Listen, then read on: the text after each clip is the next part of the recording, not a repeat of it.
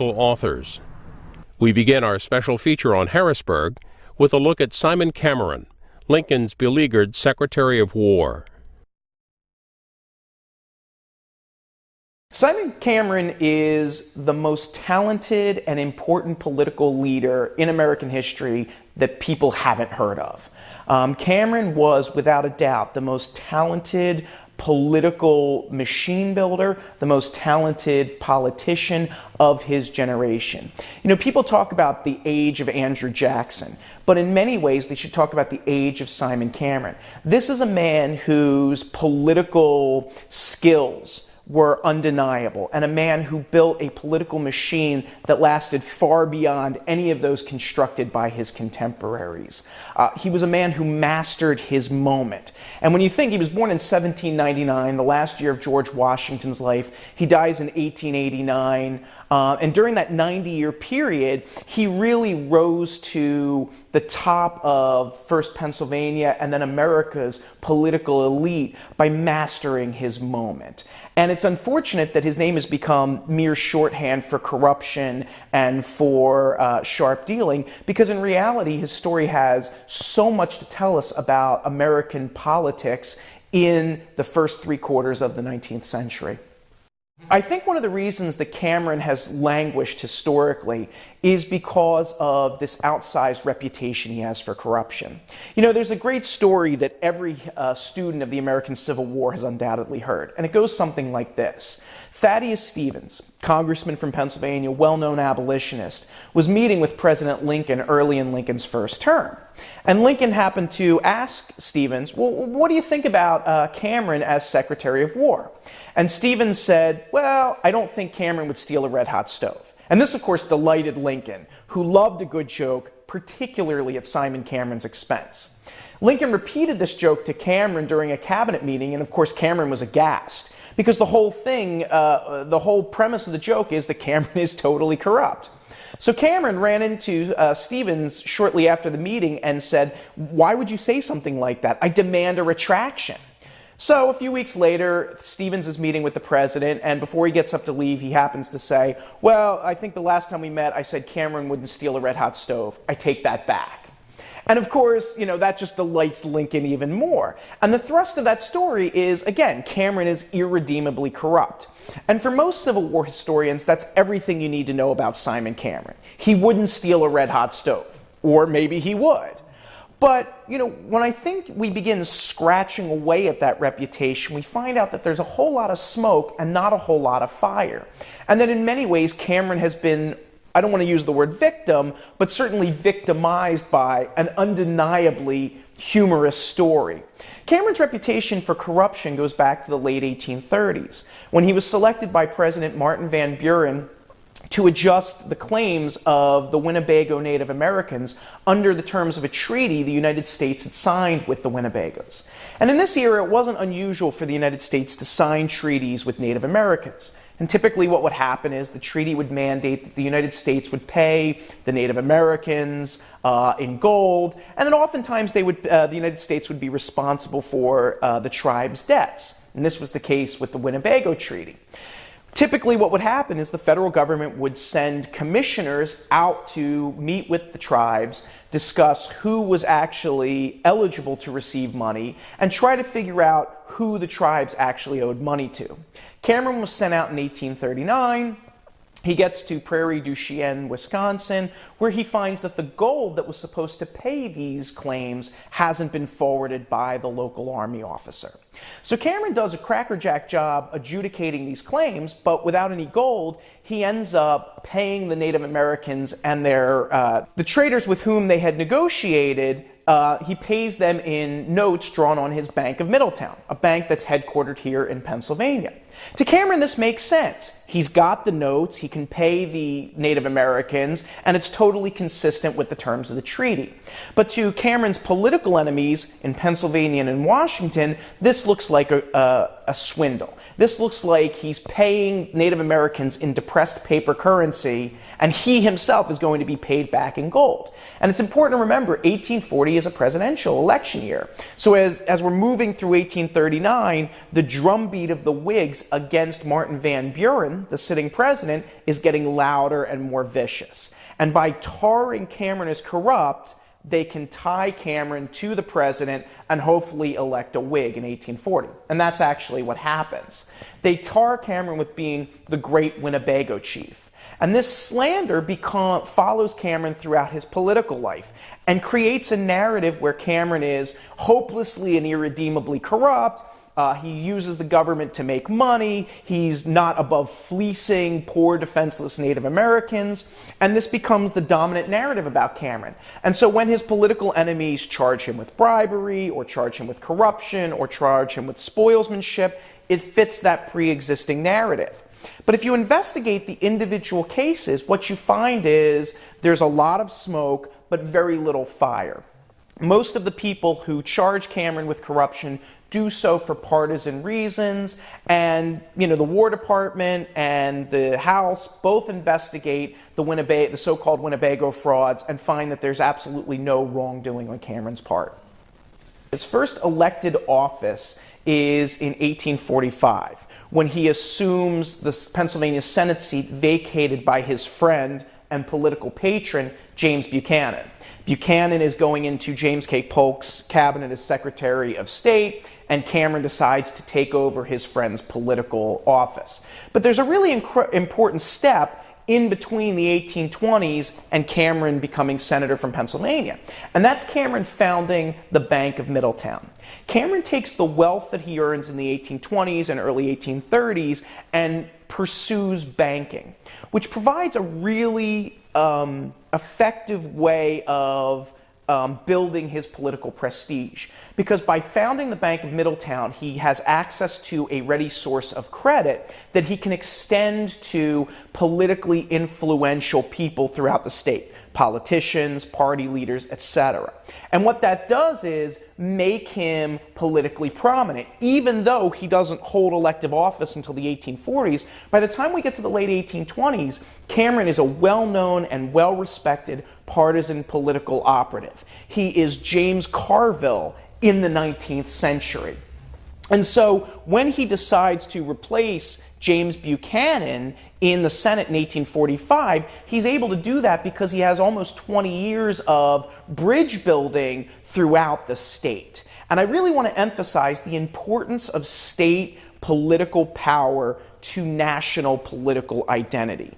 Most of the most important political figures of this area ascend to national political office because they control or have at their disposal a very powerful base of people in their states.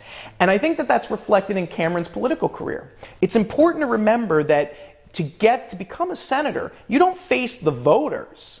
You get elected by the state legislature with the idea that you're going to represent the state's interests. So in order to get elected, you need the support of the state legislator, prominent party officials, and Cameron did that. He did that through his assiduous cultivation through the media, and he did that through the Bank of Middletown, where again, he provided low-cost or no-cost credit to influential political leaders and legislators. So Cameron rises to Lincoln's radar by being the man who, by 1860, is in control, more or less, of Pennsylvania's Republican Party. Now, it's important to point out that Cameron had started out politically as a Democrat. He runs for the Senate in 1845 as a Democrat. But as we get into the 1850s, increasingly the issue of slavery is tearing the political parties apart. And one of the key things to understand about Cameron's political career is that he always sees himself as a Pennsylvanian first and a Democrat or a Republican second. He believes that he is in the Senate to protect Pennsylvania's industrial interests and to advocate for Pennsylvania's political rights and political interests. And he does that consistently throughout his career. You know, it's frequent for historians to point to the fact that he migrates from the Democratic Party to the Know-Nothing Party to the Republican Party as evidence of his total lack of principle. But in reality, Cameron has a very well-developed sense of principles that he's operating under. He is a Pennsylvanian first, and when he sees the parties as protecting those interests and being in favor of those interests, he's willing to work with them. But when he sees the parties operating against those principles, he opposes them. And during his first 4 years in the Senate, from 1845 to 1849, he's a Democrat. But he is one of the biggest pains in the neck to the Democratic president, James K. Polk. He defeats Polk's nominees for various political offices. He runs afoul of Polk on one of Polk's signature initiatives, which is lowering the tariff. So in a lot of ways, Cameron is identifying as a Democrat, but it would be more accurate to call him a Pennsylvanian rather than a Democrat. And he would make that argument if he were here. In the 1850s, when he's out of political office, he nonetheless uses his wealth and political connections to really reinforce his political machine. And by that, I mean a group of people who are willing to support him because of a personal attachment to him. They see him as forwarding the interests of Pennsylvania. They depend upon his access to federal and state patronage for their own livelihoods, and so they are committed to voting for him for both principled and pragmatic reasons. And by the time we get to the 1850s, we've seen the collapse more or less of the Whig Party and its replacement by the Republican Party. And Cameron fills that vacuum. He's got partisan political experience. He's probably the most talented political operative, at least in the state of Pennsylvania, if not nationwide.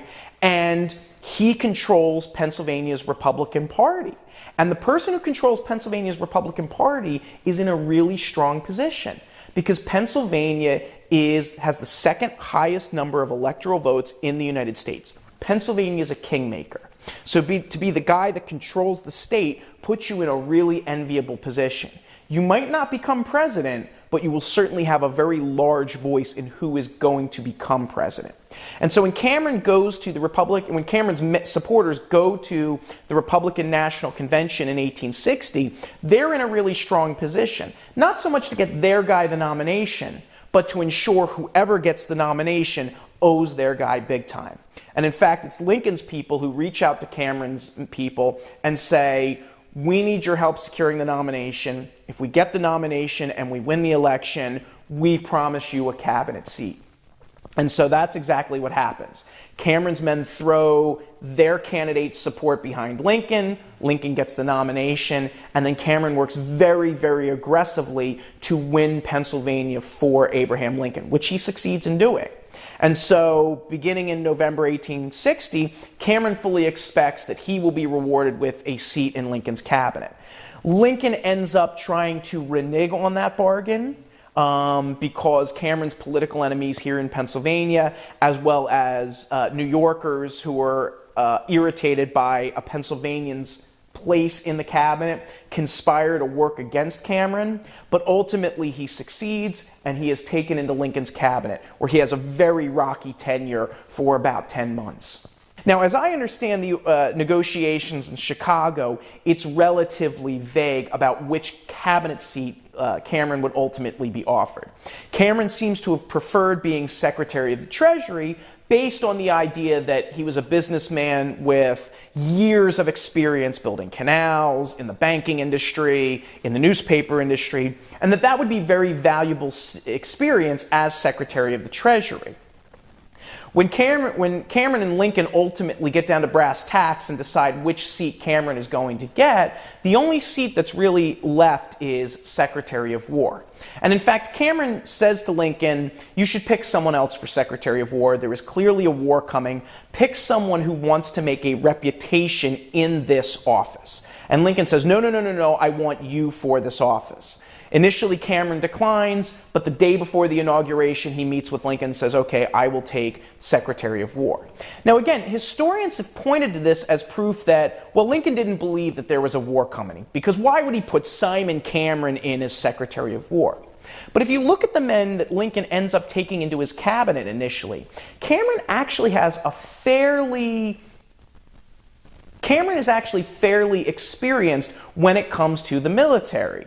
He had been a visitor to West Point, which essentially meant he was on the board of directors. He oversaw military education at West Point, and he had served briefly as Pennsylvania's state adjutant general, which meant that he oversaw the state militia. So meager as it was, Cameron does have some military experience.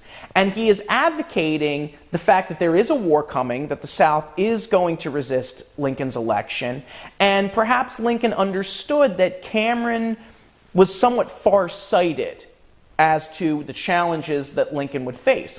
In fact, shortly before Lincoln's inauguration, he asked Cameron to go to Washington and meet with leaders in the Army to assess preparations for the inauguration and for potential military conflict. So, on some level, Lincoln must have trusted Cameron's military judgment. That being said, Lincoln and Cameron did not have the best relationship. Now, it's undeniable that Cameron was incredibly amiable, genial, easy to get along with. And typically, these are words used to describe Lincoln. But Lincoln is out of character in his dealings with Cameron. He is difficult, he is irascible, he really likes watching Cameron squirm. And we see this in two instances. The first is the period between the election in November 1860 and the inauguration in March 1861. Where Lincoln does everything in his power to renege on the agreement to take Cameron into his cabinet. And in part, this has to do with the fact that Lincoln is pressured by Cameron's political opponents here in Pennsylvania, and also, to a lesser extent, people in New York who were opposed to Lincoln taking a Pennsylvanian into his cabinet. And Lincoln deals with Cameron very, very brusquely, in fact, uncharacteristically brusquely. He's actually quite rude in dealing with this very, very important politician. And it's a really shocking departure from Lincoln's normal behavior when dealing with political problems. The other uncharacteristic incident in their relationship is Lincoln dealing with firing Simon Cameron. And there's no doubt that Lincoln fires Simon Cameron from the cabinet. But he does so in a really aggressive and brusque way. He sends Cameron a letter in January of 1861 that says, "I'm accepting your letter of resignation. I'm going to gratify you by making you gratify your desire to leave the cabinet and pursue a diplomatic post." The problem with that is Cameron hadn't resigned. Lincoln was accepting a resignation before Cameron had submitted it. And the writing was on the wall. Lincoln wanted Cameron out of the cabinet. But even Lincoln's letter was brusque, obnoxious, and rude. And in fact, William Seward and Salmon Chase, two other cabinet members in Lincoln's cabinet, who very infrequently saw eye to eye, went to Lincoln and said, "You've got to write Cameron another letter. This is just too rude, too obnoxious. You're going to kill this man's political career." And so Lincoln ends up writing a far more genial letter, backdating it and allowing Cameron to actually submit a letter of resignation as sort of a face-safing effort. There's also another incident where Cameron is censured by the House of Representatives in 1862, and though Lincoln comes to Cameron's defense, it takes him 3 weeks to do it. And it's a very, very tepid defense, mostly about covering his administration's flank and less about actually coming to Cameron's defense. And again, these are really uncharacteristic episodes in Lincoln's political career. This is a man who would take an insult to the face and would turn it around and turn it into a joke. And who had, says in his second inaugural address, with malice toward none. Well, he had quite a bit of malice toward Simon Cameron. And Cameron sort of becomes the focal point of a lot of Lincoln's frustration during the early part of the war. It's really astonishing when we stand back and look at the American Army on the eve of the American Civil War. The Army had only about 16,000 men in it, and most of them were out west picking fights with Native Americans. When Lincoln, following the firing on Fort Sumter, Lincoln calls for 75,000 volunteers. That is a five-fold expansion in the size of the Army, and is going to require explosive growth overnight. You have a country that's designed to equip, feed, clothe, and train 16,000 troops. It's now being asked to do all of that times 5. And so Cameron faces really unprecedented challenges administratively that none of his predecessors had ever seen. In addition, he's cutting against a pervasive American fear of standing armies. Americans have an anti-military tradition. They want to keep the army small because if they don't, that army might be used to strip away their rights. Cameron's now trying to grow the army by a factor of 5 overnight. He's got this creaky bureaucracy at the War Department that's divided into these 8 bureaus that are overseen by these ancient generals, most of whom are not talking to one another. Most of his staff resigns to go join the Confederacy, and most of the leading army officers, the core of the professional army, does the same thing.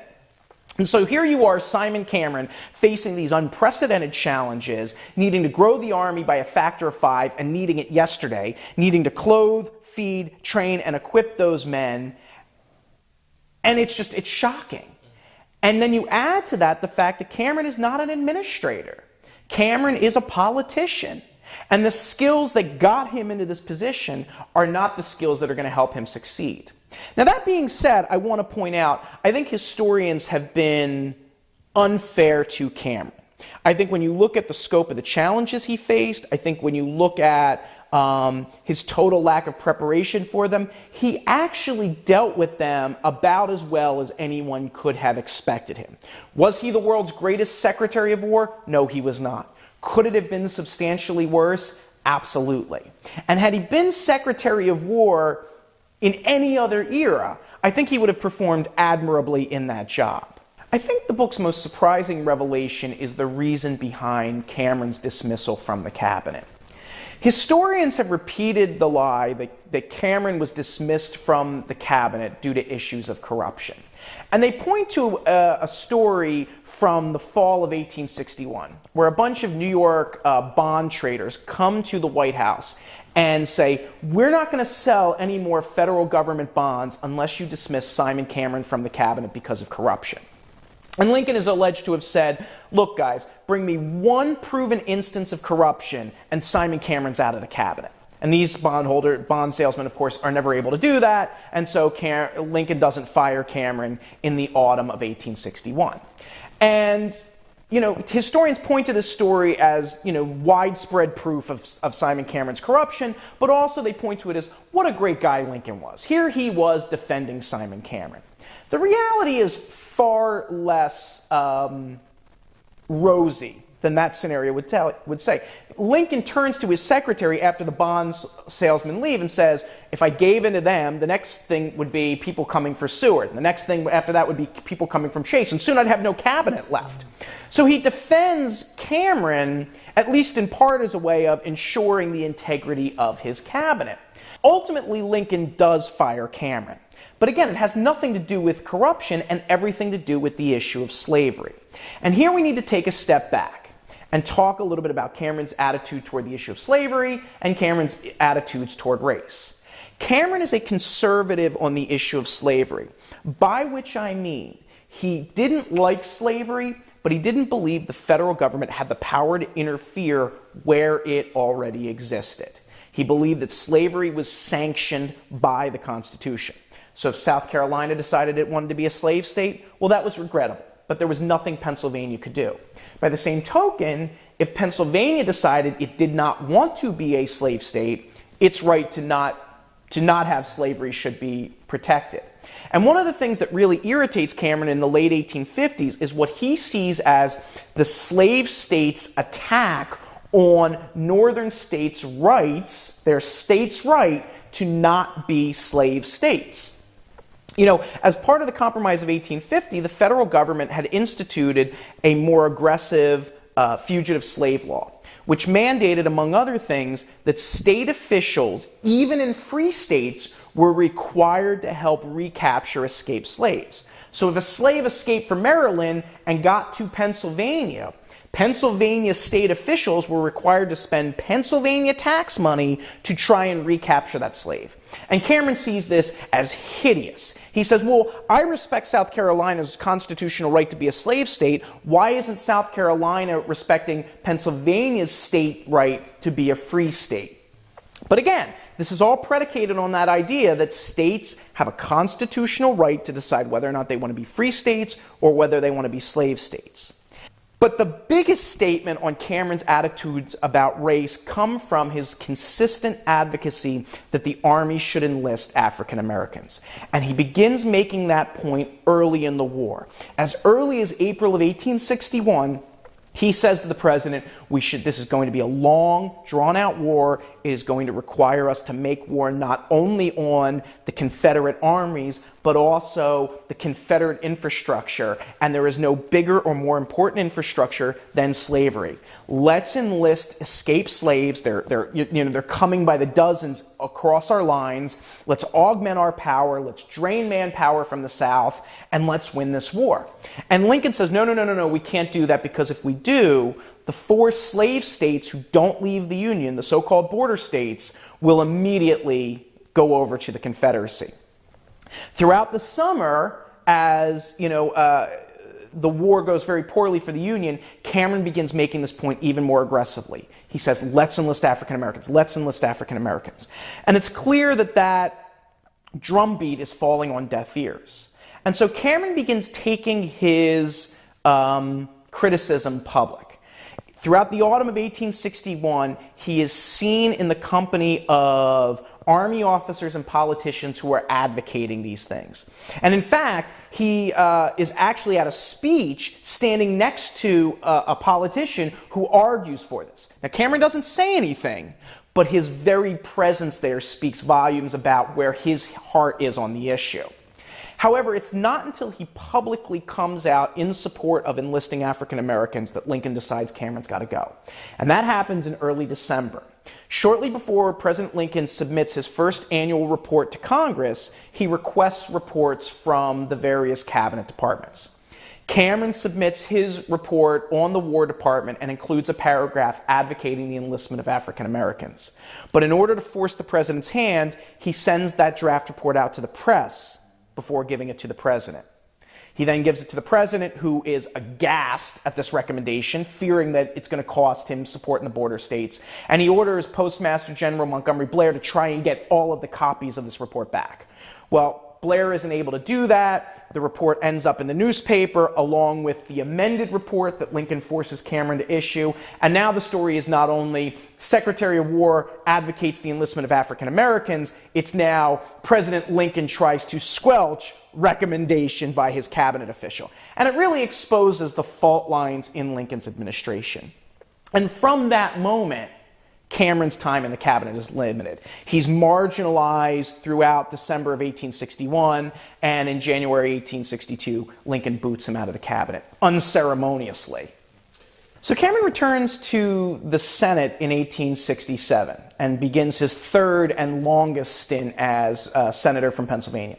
He's in the Senate from 1867 to 1877, where he is a leading voice for Pennsylvania's interests, but also for some very progressive political positions, including the enfranchisement of African Americans. He becomes a very aggressive voice for black rights in the United States, believing that the war doesn't end these questions, and that the Grant administration, Grant's elected in 1868, has a responsibility to continue the work begun by the Lincoln administration to redeem the seceded states and to remove any sort of political disabilities that Southern blacks are having. And in fact, on the state level, Cameron advocates very vigorously to amend Pennsylvania's state constitution, which had been amended in the 1830s to bar African Americans from voting. And so again, we see these incredibly progressive stances on issues of race. But Cameron has a long career after the war. And even after he retires in 1877, he lives another 12 years. And his advice and his experience is much sought after by Democratic presidential candidates, Republican presidential candidates, local political leaders in Harrisburg, state political leaders. He's referred to as the Sage of Donegal. And he, is widely regarded as one of the grand old men of American politics. Cameron's political career starts really at the beginning of the Jacksonian political era. And that political era was driven by what comes to be known as the spoils system. It's derived from a quote from New York Senator William L. Marcy, "To the victor go the spoils." And the idea was political leaders sought office and rewarded their political supporters with the spoils of that office: government jobs, patronage, contracts, etc. Cameron is a young man when that system is just coming into existence. He retires in the late 1870s, in large part because the era of that spoils system is coming to a close. Increasingly, the Republican Party and parts of the Democratic Party are committing themselves to civil service reform. The idea that we shouldn't hire people because they're political cronies of Simon Cameron, we should hire people because they're competent. And their job should not depend on a Republican being president or a Democrat being president. And in a lot of ways, we live in a post-civil service era of, where you get government jobs. Most government jobs are civil service jobs. You take a test, you show them your resume. If you're qualified for the job, regardless of your political identity, you should be hired. Now, that's pie in the sky, obviously. It doesn't always work out that way. But as a result, our politics are much less driven by that spoils system. Cameron could see that in the 1870s. And increasingly, he was a man out of step where politics was increasingly going.